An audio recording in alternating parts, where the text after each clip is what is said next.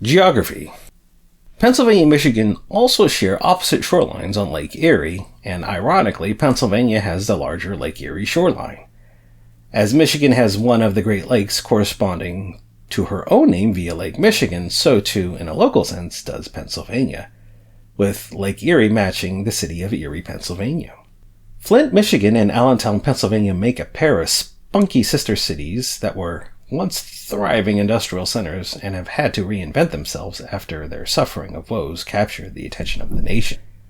Like yin and yang, Pennsylvania is divided into a dominant eastern and secondary western half, separated by the great mountains of Appalachia, while Michigan is divided into a secondary northern and dominant southern half, separated by lakes that are great.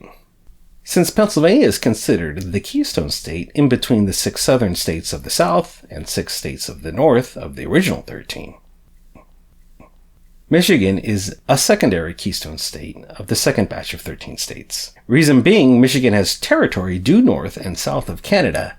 She has a keystone arch that is set on Indiana and Ohio, and most importantly, Michigan is the fraternal flag partner of Pennsylvania, the original keystone state. History. Coincidentally, the colonial foundations of Michigan and Pennsylvania were built upon the hostile displacement of whites on whites. Pennsylvania's first colonial settlers landed under a Swedish flag, while Michigan's first permanent settlers originated under a French flag. The equivalent Swedish Mayflower landed in the Delaware Bay in late March 1638, but it was 2 ships instead of 1, the Kalmar Nickel and Foigle Grip. This historic landing wasn't in Pennsylvania, but rather in Delaware. Thus, the first settlement in Pennsylvania was an outgrowth of this Swedish colony initially planted in Delaware. 5 years after the landing of the Swedish Mayflowers at Wilmington, these Scandinavian immigrants settled in what was destined to become Pennsylvania in 1643. Almost 40 years passed after the settlement of this Swedish colony, which eventually became an English colony, but before the inhabitants of the Delaware Valley were obligated to speak English instead of Swedish, the Dutch invaded the area in a hostile merger, mostly to increase the profit margins in the lucrative fur trade. In 1655, the Netherlands conquered New Sweden.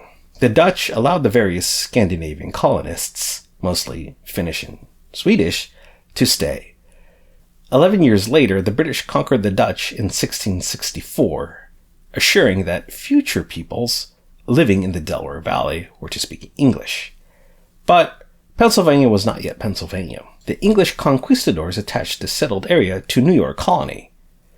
So, for about 17 years, the people living and born in what was to become eastern Pennsylvania were in some fashion a part of the colony of New York.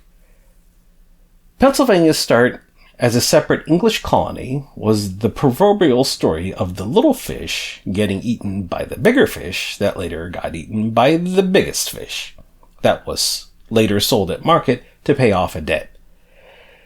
In 1681, the biggest fish in England, King Charles II, sold this coveted slice of American pie to a Quaker named William Penn as payment for a debt, and the rest has been traditional Pennsylvania English history since 1681.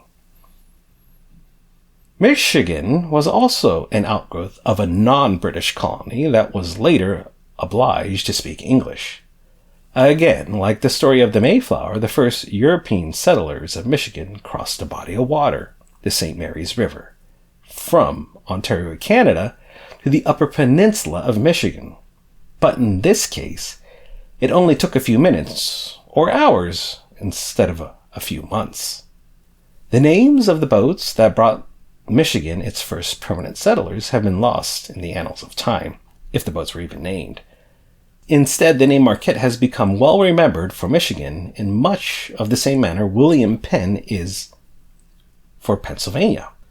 Marquette, though, was not a Quaker, but rather a Catholic missionary. The first settlement of Michigan was set up by Father Marquette in 1668 on a mission for Native Americans on the Upper Peninsula at St. Salut Marie. Also note, St. Salut-Marie, Michigan, was an outgrowth of Quebec, which was first settled in 1608. 60 years later, expanding from Quebec, Michigan, it was finally settled by the French in 1668. For the next 95 years, the land that became Michigan was under the firm grip of the City of Lights until 1763. In 1763, Paris lost all of its colonial claims on the mainland to the United Kingdom in the aftermath of the French and Indian War. By synchronicity, both states had many interstate wars. During Pennsylvania's colonial period, Connecticut had become a deadly rival in a land dispute, while Michigan became engaged in a bitter conflict with Ohio over Toledo. The land claims dispute between Pennsylvania and Connecticut lasted several decades and had a death toll, prisoners of war, and a 60-mile death march. The mini interstate war erupted over the ownership of the Wyoming Valley. The northern part of Pennsylvania was initially chartered to Connecticut in 1662 under King Charles II, but then, in a boneheaded move, King Charles II assigned the area to William Penn in 1681, oopsie on the sovereign. This misunderstanding and claims became known as the Pennamite-Yankee Wars, which intermittently flared for the next 30 years, from 1769 until President Washington settled the issue. Trouble started when people from Connecticut attempted to expand into the Wyoming Valley. However, Pennsylvania did not welcome these Yankee immigrants and tried to forcibly dislodge these unwelcome settlers. Eventually, Washington decided that the Wyoming Valley belonged to Pennsylvania and that the Connecticut settlers could stay on the condition that they become Pennsylvania citizens. Michigan's and Ohio's heated and terse standoff over a land claim error became known as the Toledo War. The area in dispute was first given to Ohio in 1802, when the state borders were being decided. 3 years later, when Michigan Territory was created in 1805, its southern border was set to the southern edge of Lake Michigan. The whoopsie part was that the people assumed that the southern border of Lake Michigan was north of Toledo. It wasn't. When Michigan was about to become a state, the 1835 Michigan-Ohio War erupted under President Andrew Jackson. Although historians call this confrontation a war, no battles officially took place. It was peacefully settled in 1836 in Ohio's favor. Michigan lost Toledo, but was given a consolation prize, the entire Upper Peninsula. Pennsylvania and Michigan are two of the few states that were invaded and had their original capital cities occupied by Mother Britannia. During the early part of the American Revolution, Philadelphia was occupied.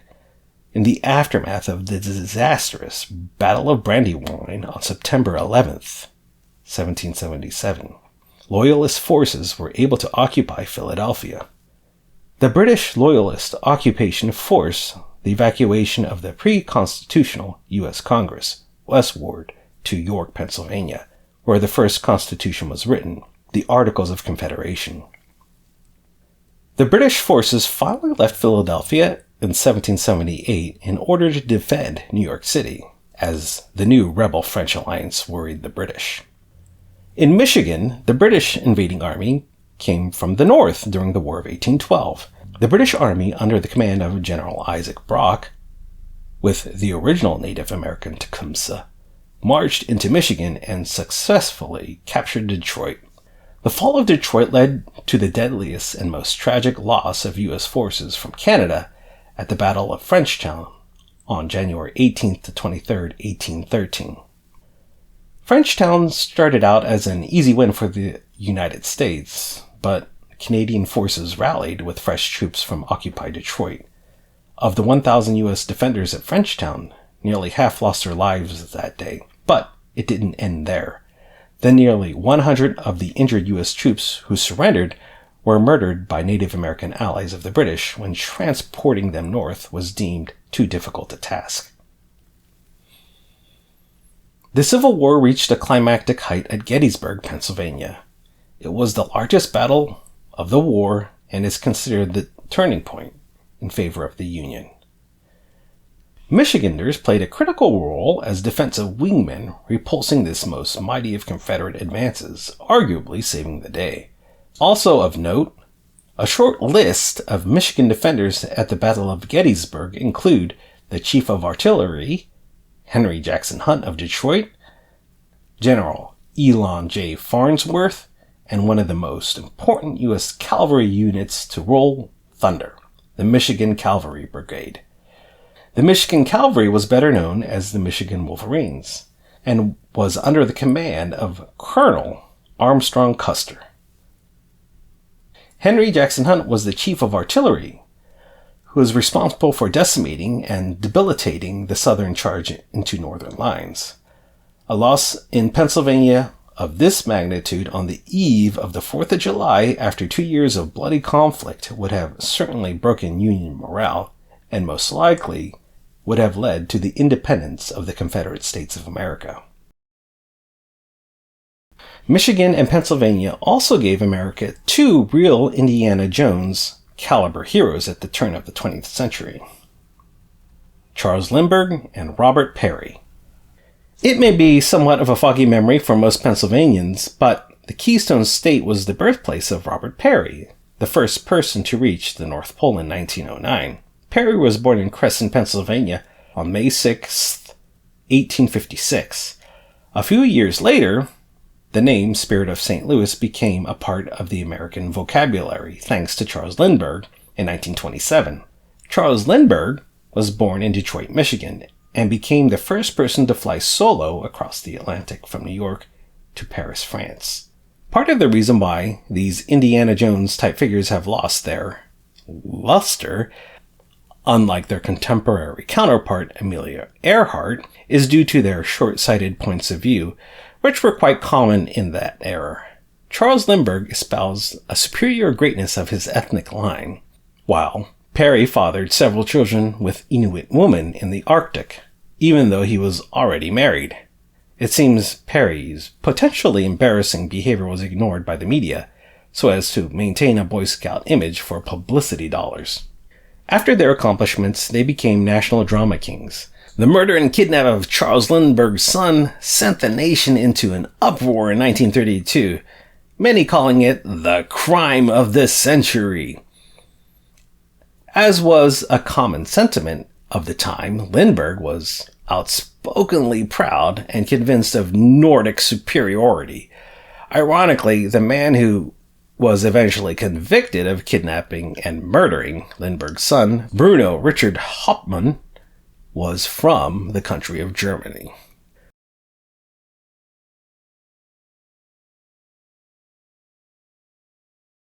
Lindbergh was also an outspoken advocate for non-interference during World War II, and President Franklin D. Roosevelt thought he was a Nazi sympathizer. Only after the Japanese surprise attack at Pearl Harbor in 1941 did Lindbergh become an advocate for American involvement. Likewise, Perry's claim to have reached the North Pole is cast with a small shadow of doubt, as his rival, Frederick Cook from New York, highlighted the lack of independent validation of Perry's claim, and it is calculated today that Perry may have been off by several miles. Furthermore, Perry did not get to the North Pole all by himself. Perry received critical assistance from Arctic locals and Matthew Henson, who was African American. From the perpetually changing modern view of history, Lindbergh and Perry were ordinary men who did the extraordinary. They were able to fire up and cultivate the imagination and light of American exploration. Their triumphs once seemed superhuman, but the two were mortal men who played both the part of the sad fool and epic hero. The vast majority of wheels that spin across the roads of America originate in Michigan. Detroit, Michigan is headquarters of General Motors, Chrysler, and Ford. But before the age of the horseless chariot, ox and horse-powered wheels of wood were already spinning across the nation. One of the most iconic vehicles of that era was the canvas-coated Conestoga wagon, which was originally developed in Lancaster, Pennsylvania. The First Amendment of the Constitution guarantees freedom of religion. With great zeal, Pennsylvania and Michigan fully exercised this right, and the result was 2 famous Made in the USA congregations that broke with convention. Jehovah's Witnesses are a native Pennsylvanian sect that formed out of the teaching of Charles Taze Russell, born in Allegheny, Pennsylvania in 1852. In 1881, Russell effectively founded the Watchtower Society. Interestingly, Jehovah's Witnesses do not call their houses of worship churches, but rather kingdom halls. Another popular point of this community is that their faith keeps them from pledging allegiance to the U.S. flag, or any other flag for that matter. But wholly original matters from Michigan came to light with the Seventh-day Adventist Church. This unique congregation was established at Battle Creek, Michigan in 1863. One of the particulars that distinguish Seventh-day Adventists is church service on Saturday, as it is in traditional Judaism.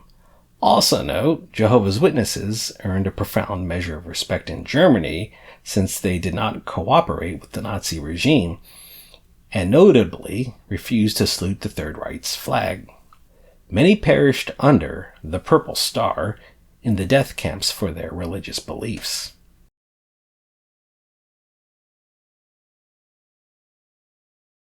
And on the ethical treatment of animals front, Seventh-day Adventists generally follow a vegetarian diet and totally abstain from pork. Perhaps the foremost patriotic and religious icon of the United States is the Liberty Bell, originally made in London. It arrived in Pennsylvania in 1752. This 12-foot musical instrument set to E-flat cracked shortly after it arrived in Pennsylvania. Although the bell was recast and remolded in colonial Pennsylvania, it cracked again sometime after the War of 1812. Attempts to seal the fissure were futile, as the crack became a part of its essential character and a providential footnote that all did not have liberty. Slavery was still a legal institution in the land of the free, where the bell changed names from the colonial Pennsylvania State House bell to the more famous Liberty Bell. Weighing over 2,000 pounds and more than just a bronze bell, it was originally a public alert system. Today, it has transcended its original intention and become an iconic symbol for freedom, Philadelphia, and the nation. An Old Testament verse is inscribed upon it, taken from Leviticus 25:10. The inscription reads, "Proclaim liberty throughout all the land unto all the inhabitants thereof." This quote refers to the biblical year of Jubilee, during which slaves were given their freedom. The bell's recasting by colonial Americans, an inscription relating to liberty, is another illustration of synchronicity at work. The inscription relating to liberty, as quoted from the Bible, is a typeset coincidence that allowed this bell to become an American cultural icon. The original makers and recipients of the Pennsylvania State House bell were oblivious to the object's destiny and future role as a national symbol. As the bell was recast upon its arrival to Philadelphia after it broke, so too would the revolutionary government recast the making of the colonial government in Philadelphia. In Philadelphia, the American government was recast for a second time in 1787 via the U.S. Constitution, after the dismal performance of the first government under the Articles of Confederation. Also, imagine if the State House bell quoted another part of the Bible that did not mention liberty. What if a biblical inscription about the glorious divine right of kings to rule his subjects, or the obligation of a slave's duty to obey his master, had been used instead? It's likely the old Pennsylvania State House bell would have been lost to the ages, since it would no longer herald a call to liberty. On a semi-parallel note, Detroit has a like-minded bronze memorial reflective of the city and national ethos. Theirs is called the Spirit of Detroit. This 26-foot statue was also cast overseas in Oslo, Norway. It features a man holding a golden orb in his left hand that represents the divine, and in his right hand he holds a family. The Spirit of Detroit also makes biblical reference about freedom, but from the New Testament, Corinthians 2, 3:17. Now, the Lord is that Spirit, and where the Spirit of the Lord is, there is liberty. Thus, the amazing synchronicity, or mark of Providence, is that Old Philadelphia and relatively new Detroit have a pair of bronze guardians of paramount representations of each city, both with biblical inscriptions heralding a call to liberty, uniting the old essence of a sacred testament with the new.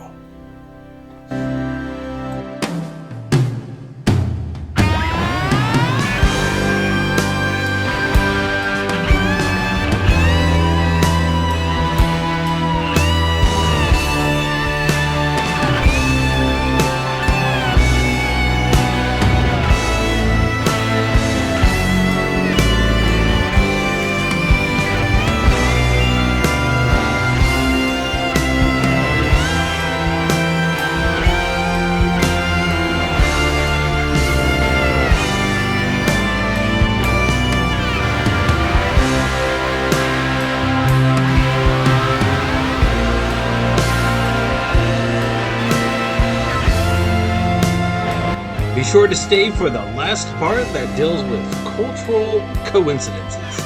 It's a lot of fun and a lot lighthearted. See you there.